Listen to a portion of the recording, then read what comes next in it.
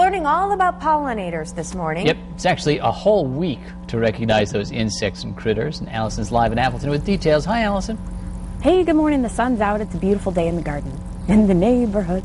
No, the garden.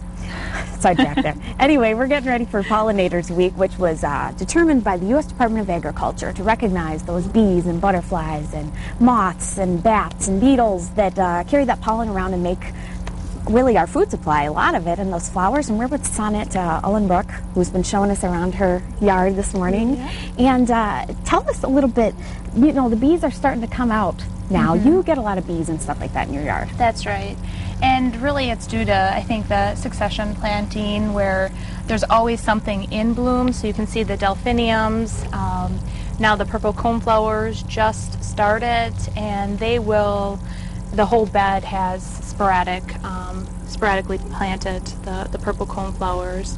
And same with the delphinium. You'll see different colors, but they just jump from one plant to another. So, I mean, you have a lot of plants in here, and that's part of the reason, too. Mm-hmm. Absolutely. So they can just go from plant to plant. So they continue to pollinate and gather the nectar from one plant to another. And that's important to keep things flowering and different. Mm-hmm. You know, what's different, I guess, between, you know, just somebody's regular flower beds and a garden where, you know, pollinators would show up to actually, why would you go out of your way to make it more accessible for pollinators?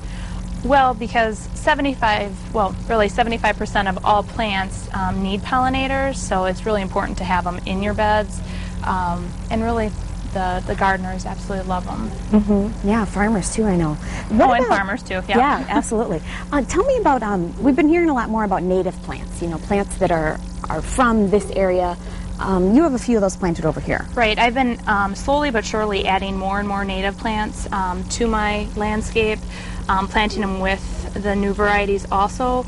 The older varieties have more nectar, more the smells, which they absolutely love. So you'll see like the Joe Pye weed over there, the giant blue hyssop, the smoke flower. So those have, you know, stronger nectar that the pollinators like. Right. Okay. With all the breeding, you know, the cross-pollinating of different, creating new varieties, they've lost some of that with the new plants. So. Okay. Yeah. Well, thank you so much. Oh, sure. Thanks for coming today. Yeah, absolutely.